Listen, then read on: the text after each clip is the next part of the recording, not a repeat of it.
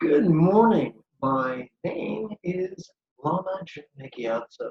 This is the Buddha Joy Meditation.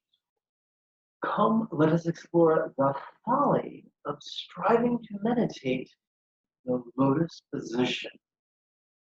But first, I want to take a moment to remind you, find the red subscribe button, give that bad boy a click, as well as find the little bell icon and click that as well so that you won't miss out the next video. A good-hearted viewer left me a comment expressing his frustration that he is only able to meditate in Padmasana, the lotus posture, for less than 20 minutes. And this is a symptom of a larger problem. Not necessarily a problem with the good-hearted viewer, but a problem with Buddhism at large. Let's explore this. Buddhism, teachings that have been associated with a person who may or may not have existed approximately 26 centuries ago, has had many influences. When we look at the oldest statues, we see the Buddha sitting with his legs in what I like to call quarter lotus, and I'm not sure if you can see this right now, wherein the shins are parallel to each other. See that okay? The older the statues, the more the Buddha sits this way. It isn't until we see the statues that took place during the Mahayana portion of Buddhism that we see the Buddha sitting as being depicted as sitting in a full lotus position.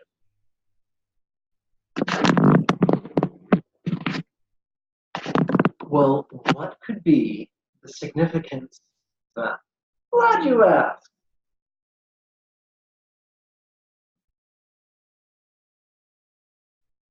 In Mahayana Buddhism, the legs in the lotus posture are indicative of the Hindu influence on Buddhism. The hands held in this manner do not come from Buddhist teachings. They are indicative of the Neo-Taoist influence from China upon Buddhism. There's nothing wrong with Neo-Taoism, there's nothing wrong with Hinduism, but it's important to, well, it's kind of like this. There's nothing wrong with sauerkraut. There's nothing wrong with dried coconut. You don't want to confuse them, otherwise your dessert might turn out the way you would like it to.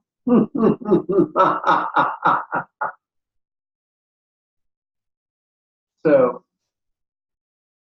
we look at the oldest Buddhist statues, the hands are not like this, thumbs touching. The hands are just in the lap, sometimes in the center, sometimes on the thigh. The entire leg counts as the lap. Remember, we don't want to confuse lap with crotch.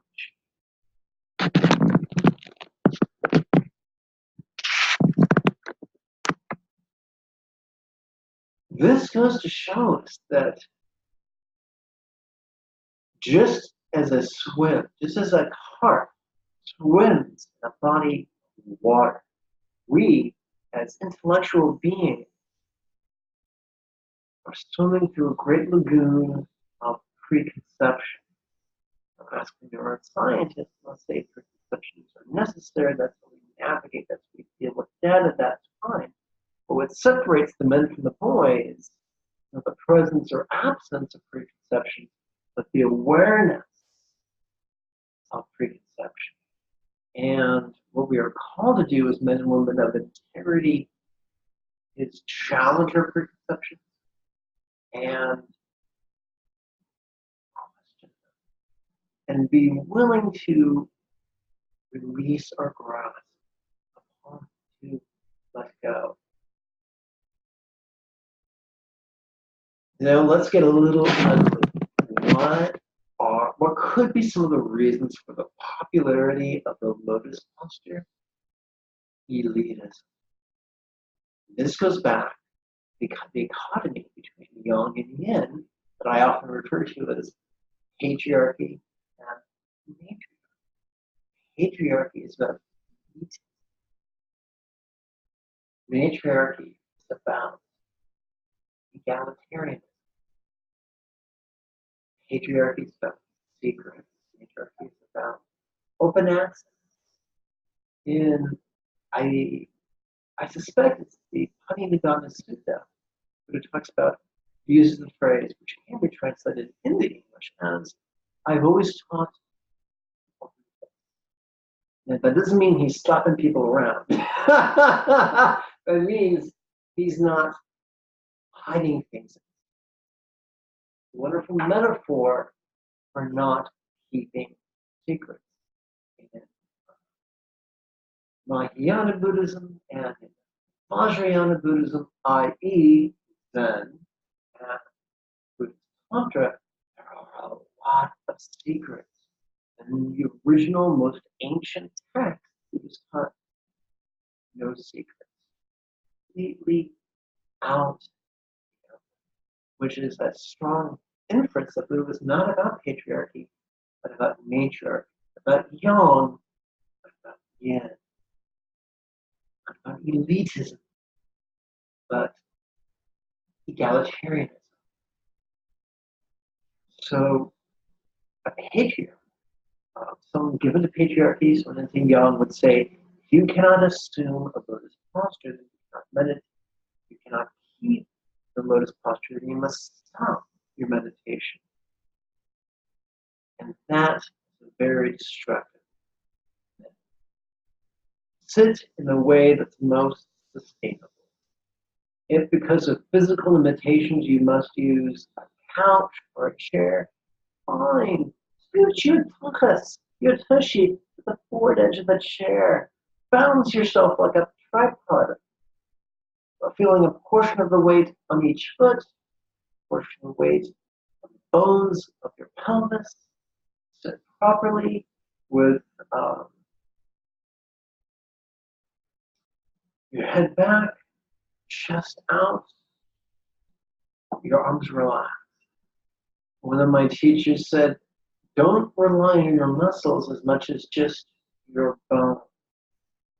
So a great way to be able to have a great posture with your torso is by accessing the bridge pose for about 15, 30 seconds before you sit. I'll demonstrate that right now. Beware. Reach for the Dramamine if you have any. So, very simply, lie on your back. Put your hands under your touch. Bring your shoulder blades in. Use your heels. Gently lift your pelvis. This goes a long way to activating the muscles parallel to the spine. You can then return to a sitting foot position, and you'll find that the muscle memory creates a momentum wherein it is easier to sit up. If you wish to sit on the ground, that's a great skill to cultivate because it means you aren't limited to meditating only where there is a bench or a chair. So, well, other than perhaps in the middle of the ocean, because. But anyway, there are many ways to sit. So let's explore right now different variations of sitting.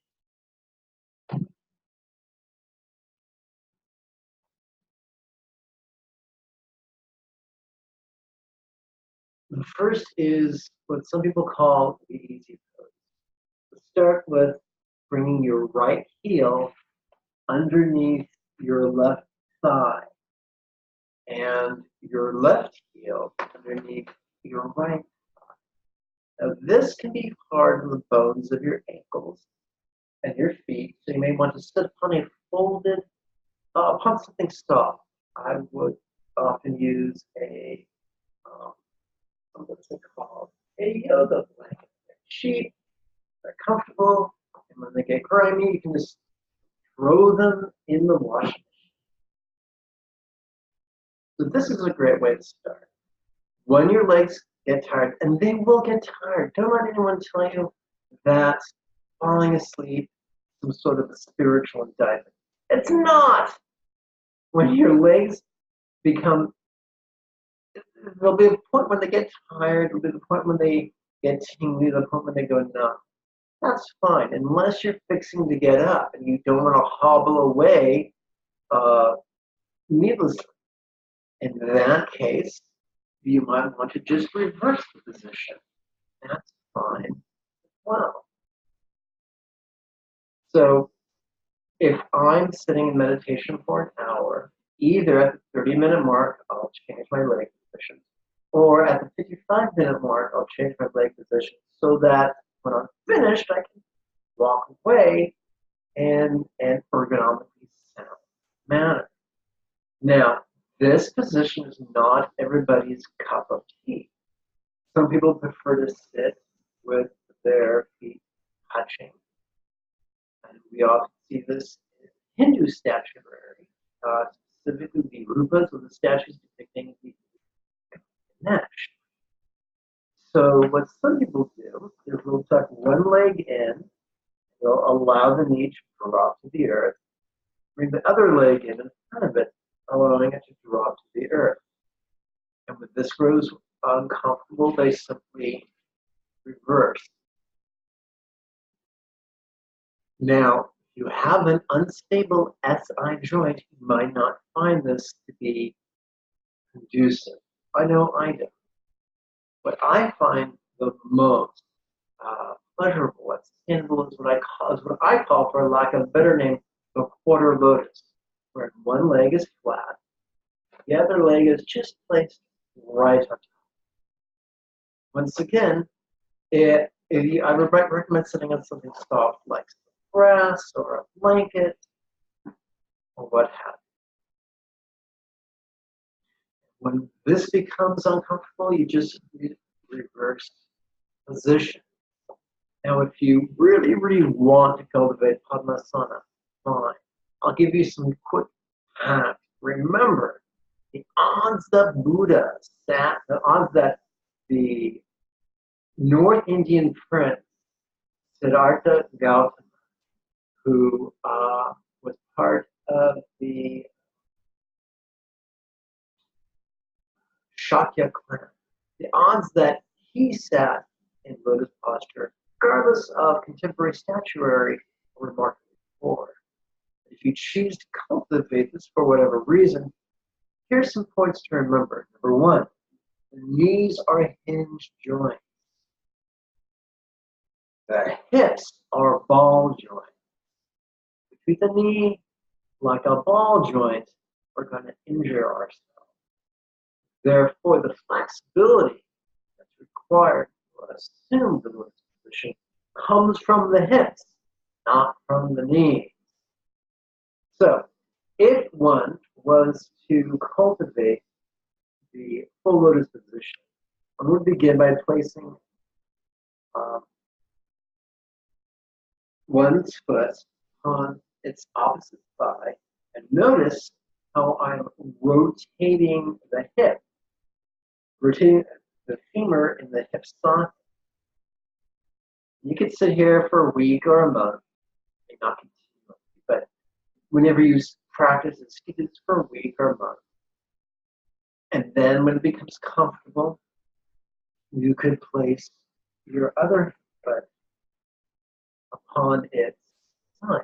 This is lovely, it impresses some people, but it has nothing to do with spirituality. It's neither good nor bad. It's just a posture, which some people find sustainable, other people not. I'm going to adjust the camera again so you can return to the terrifying image that is my face. Ooh, steady. Now,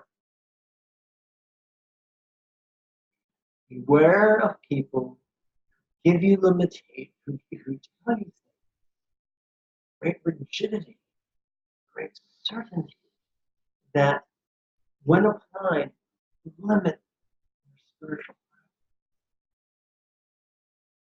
Those pieces of advice either come from well-meaning people who are very ignorant, or people who are not well, who tell you what else lead to far above.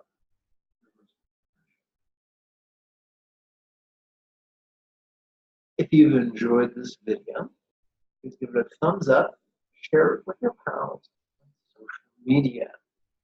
You are welcome to support the Buddha Joy Meditation School and all its good works on Patreon using one of the links below. Yours, healthy. Where's the button?